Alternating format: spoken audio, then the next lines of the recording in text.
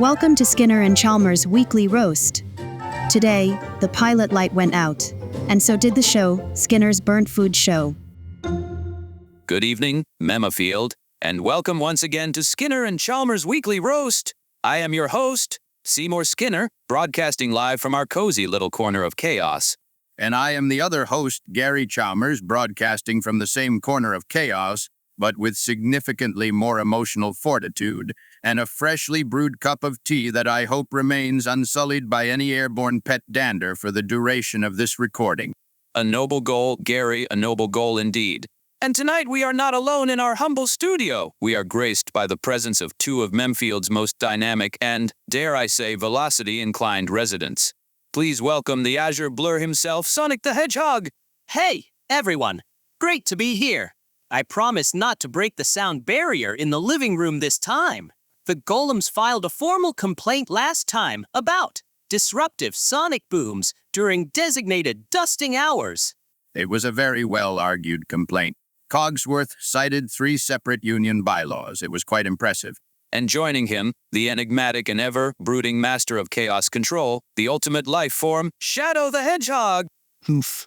I was told there would be coffee, and that my participation was mandatory for neighborhood cohesion. That was Seymour's phrasing. I believe my exact words were, if you don't come, he'll just stand outside your window humming show tunes until you agree. I was saving you from a far worse fate. A logical, albeit grim calculation. I accept these terms. Wonderful. Now, listeners, you may be wondering why we've assembled this particular quartet of conversationalists. Well, it seems a piece of, shall we say, vintage media has recently been unearthed, thanks to our very own pontiff of playback, the esteemed ArticTiger. Unearthed is a gentle term, Seymour. It was exhumed. It was brought forth from a digital crypt where it was meant to rest in peace and was paraded around on ArticTiger's MemedHamsAI Twitch stream, episode 10370, for those who wish to witness the horror firsthand. Oh, you mean the show? I can't believe that footage survived. I thought one of the Rubas ate the memory card. I personally witnessed Ruba number 7 attempt to ingest it. I did not intervene. It seemed like the most prudent course of action for the good of all sentient life. It was a resilient little SD card and a resilient little show. A show with a grand, misunderstood, sunderstood vision. A show that was both the pilot and the grand finale. I am speaking, of course, of The Burnt Food Show. A title that was, for once in your life, Seymour, 100% accurate. There was no false advertising. It delivered exactly what it promised. Burnt food. It was about more than that, Gary. It was a philosophical exploration of culinary fallibility. It was a testament to the beauty and imperfection. A warm embrace for every home cook who has ever stared into the abyss of a smoking oven and seen the abyss stare back. I think you stared into the abyss and the abyss handed you a fire extinguisher, Skinner. I was there. I remember the foam. It got all over my quills. Took forever to wash out. The abyss was a blackened, vaguely rectangular object that was weeping a viscous, tar-like substance. To call it food was a crime against etymology. So, for the listeners who were spared this spectacle until now, perhaps you should set the scene, Seymour. What was the grand premise of this one, episode wonder? What culinary masterpiece did you attempt to create that resulted in what the Memfield Fire Department later officially classified as a non-traditional smoke signaling event? I would be delighted. The vision was simple yet profound. Each week I would take a classic beloved recipe and demonstrate how to heroically and beautifully fail at it. It was performance art. The first and final episode was dedicated to a dish I called Skinner's Celestial Soufflé Surprise. The surprise was that it was actively on fire, right? The surprise was that it momentarily gained sentience and, from what I could discern, its first and only emotion was pure, unadulterated agony, before it collapsed into a singularity of charcoal. I remember coming home to that. The air tasted like regret and burnt sugar. Daubois, our parrot, had learned a new phrase. What was it again, Seymour? He was merely repeating my words of encouragement to the dish. Rise, rise, my glorious creation, and defy the laws of thermodynamics. No, the other phrase. The one he kept screeching for a week. Oh, the humanity! It's pulling the very light from the room. Yeah, that was a direct quote. Now it's my turn. You were yelling that while fanning it with a copy of Advanced Bureaucracy Monthly. I was trying to create a vortex to suck the smoke out the window. But I think I just made it angrier. The smoke, it got chunky. It was atmospheric. It was meant to create a sense of drama. The kitchen was my stage, the ingredients my actors, and the oven was the crucible of transformation. The oven was a stage for containment failure. The ingredients were hostages. And who precisely were your camera crew and production assistants on this doomed voyage? An excellent question, Gary. I had a state-of-the-art setup, a brand new ring light that promised influencer-level luminosity, a tripod, and my phone propped up on a stack of cookbooks. For my sauce chef, I wanted someone with speed, with flair, with a can-do attitude. Naturally, I turned to Sonic. My official title was Director of High Speed Ingredient Integration. My main job was to chop vegetables. I diced an entire bag of onions in 0.3 seconds. They turned into a fine mist. We were all crying before the oven was even preheated. So that's why my eyes were burning for 3 days. I had assumed one of the alligators had found my pepper spray collection again. It added to the pathos of the scene. And for my discerning food critic, the final judge of the culinary journey, I required someone with an unflinching commitment to the truth, someone whose palate was so refined that they could detect the subtlest notes of tragedy and triumph. I asked Shadow. You asked me to be a taste tester.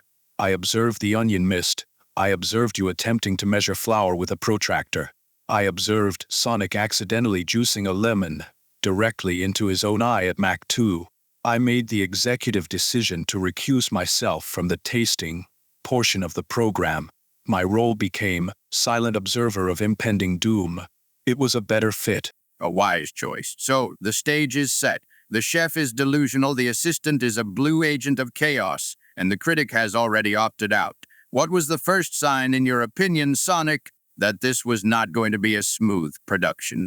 I think it was when Skinner announced the first ingredient was cup of pulverized hope, and then he just stared wistfully out the window for 5 minutes. The second sign was when he couldn't find the salt. A minor logistical hiccup. We have a large pantry. Say more, this was right after Mayor Van Gogh had visited. Do you recall that particular visit? Ah, yes. Mayor Van Gogh came over to discuss new zoning regulations for sentient garden gnomes. A very productive meeting. And what does Mayor Van Gogh, being a goat, have a particular affinity for? Well, salt. They had consumed our entire supply of table salt, rock salt, bath salts, and for some reason, one of my prized Himalayan salt lamps, the kitchen was a sodium-free zone. So Skinner, in a stroke of genius, decided to improvise. He grabbed a rock from your geology collection, Gary. A big, pinkish one. He said, "Don't worry, this is halite, nature's own seasoning." Then he put it in a blender. The sound was comparable to a jet engine consuming a toolbox. The blender did not survive. Seymour, you didn't. You wouldn't. Was it the Triassic specimen from the Salina Formation in Ontario? The one with the perfectly preserved fluid inclusions? In my defense, Gary, it was exceptionally salty. The flavor was ancient, primordial. It really gave the batter a sense of geological gravitas. You pulverized a 200-million-year-old artifact to season a souffle that you were planning to burn on purpose. For art, Gary, for art. The batter at that point looked less like batter and more like wet cement with glitter in it. Then came the eggs. My job was to separate the yolks from the whites. Skinner said the key to a good souffle was perfectly aerated egg whites. He told me to whip them into a cloud of pure potential. You interpreted that command literally. I created a small, contained cyclone in the mixing bowl. The egg whites were whipped so stiff they achieved the tensile strength of titanium. You could have used the meringue to patch a retaining wall. It was magnificent. But then, one of Cosmo's puppies, I think it was Orbison, bounced off the counter and landed directly in the bowl. A delightful cameo. It added a certain spherical genie, says Koi. So you had a primordial salt, weaponized meringue, and an orb-shaped pet marinating in the bowl. What was next on this recipe for disaster? The folding. One must gently fold the egg whites into the yolk mixture. It requires a delicate touch, a whisper of a spatula. I entrusted this task to our golems, Cogsworth specifically. You delegated the most delicate part of the recipe to a 7-foot, tall man made of enchanted granite. Cogsworth has surprisingly nimble fingers. The problem wasn't his technique. The problem was his union-mandated break time. He had folded precisely twice when his internal chronometer chimed. He put the spatula down, declared it was his 15-minute break, and went outside to unionize the garden gnomes. The other golems joined him in solidarity. The batter just sat there, slowly deflating. It made this sad little hissing sound. I think that was the hope escaping. It was the sound of air vacating a semi-solid mass under the weight of its own failure. It was the most honest sound I heard all day. So the golems are on strike. The batter is dying a slow death. How do we get from there to the inferno? I had to take matters into my own hands. I seized the spatula and began folding with the passion and fury of a true artist. I may have been a bit vigorous. He looked like he was trying to fight a swarm of invisible bees with a spatula. Flour was everywhere. It coated everything in a fine white powder. It looked like a very bleak Christmas in the kitchen. And one of the rubas, I think it was number 12, chose that exact moment to begin its scheduled cleaning cycle. Ah, number 12, the ambitious one. It valiantly tried to clean the flour cloud, but in doing so, it simply aerosolized the mixture further. It was like a thick, glutinous fog. At which point Dobwa, who had been sitting quietly on his perch, suddenly shrieked, "Abandon ship! The culinary vessel is foundering!" The bird demonstrated more situational awareness than anyone else in the room. He was just getting into the spirit of it. Then came the final secret ingredient, the 5CD rare assistance, a single drop of extract from the mysterious Memfield glow cap mushroom, said to give any dish a faint, ethereal luminescence. Say more, we've talked about this. Swampy gave you that mushroom as a joke. He told you it was a highly unstable bioluminescent fungus that was prone to unpredictable exothermic reactions. He said it would make the soufflé glow. He didn't specify what kind of glow. I saw it as a feature, not a warning.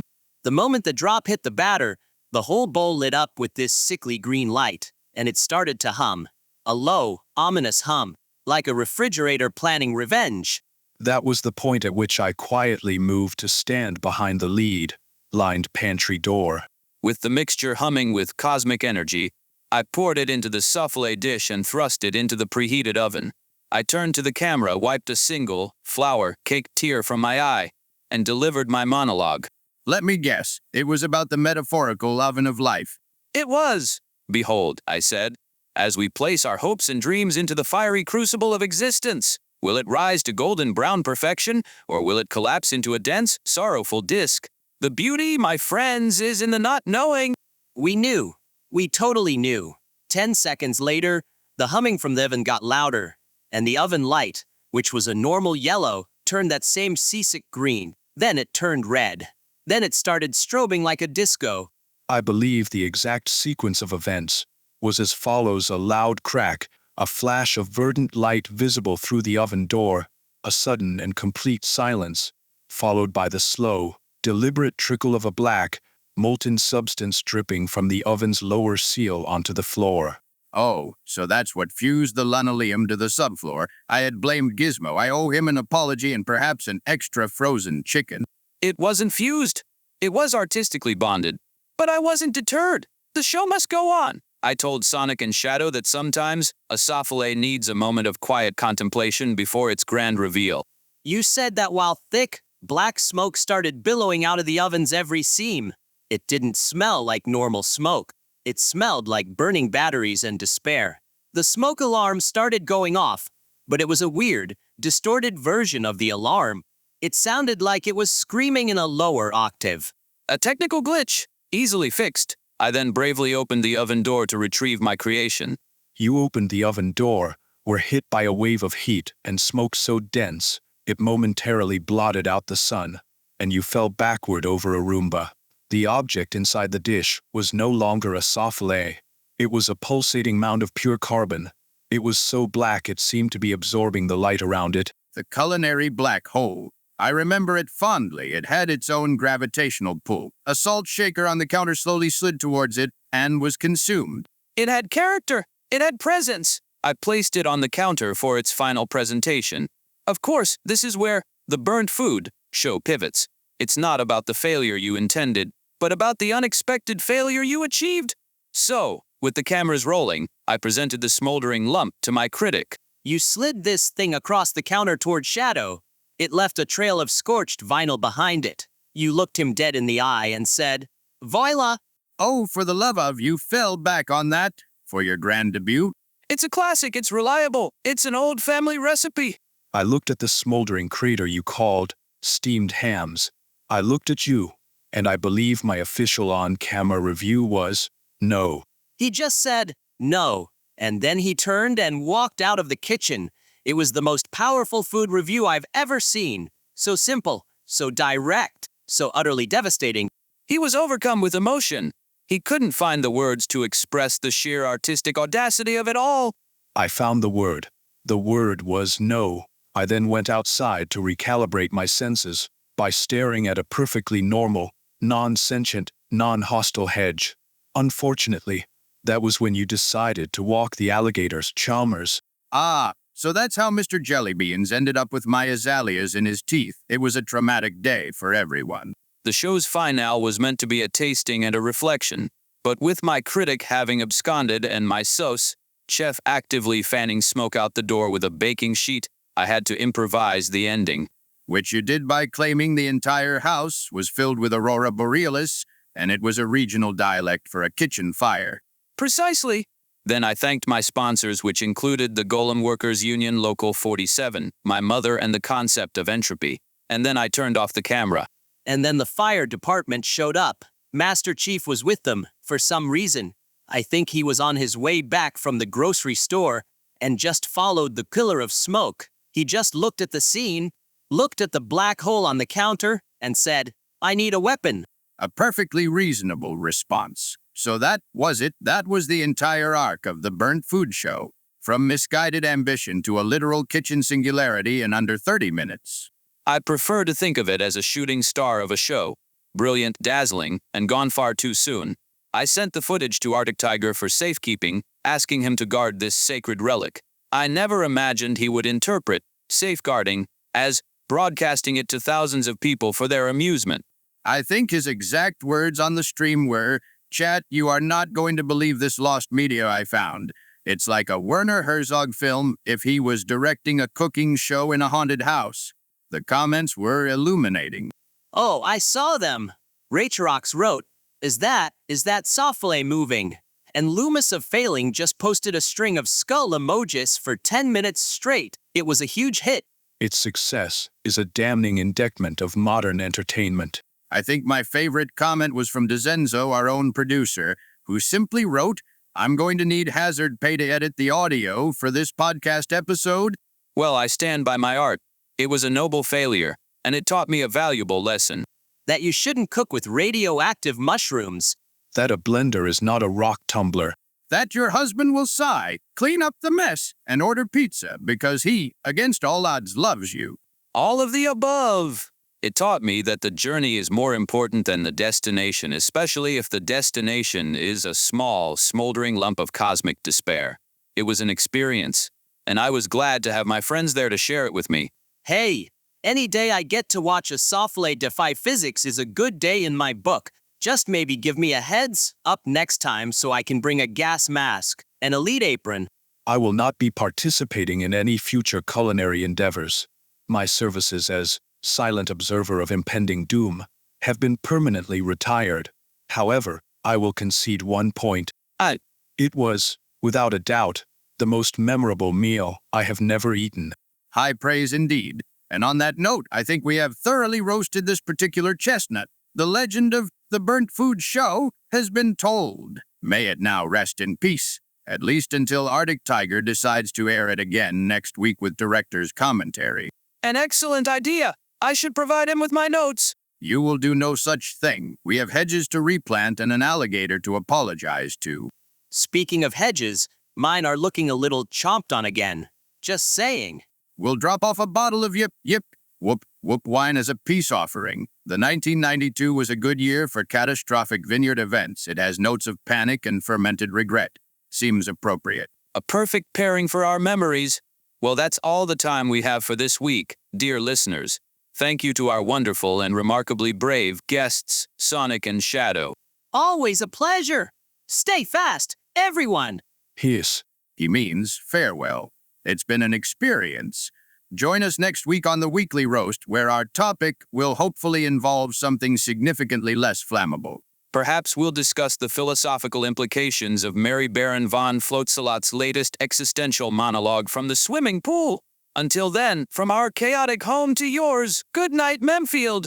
Good night. And Seymour, for the love of all that is holy, stay out of my rock collection.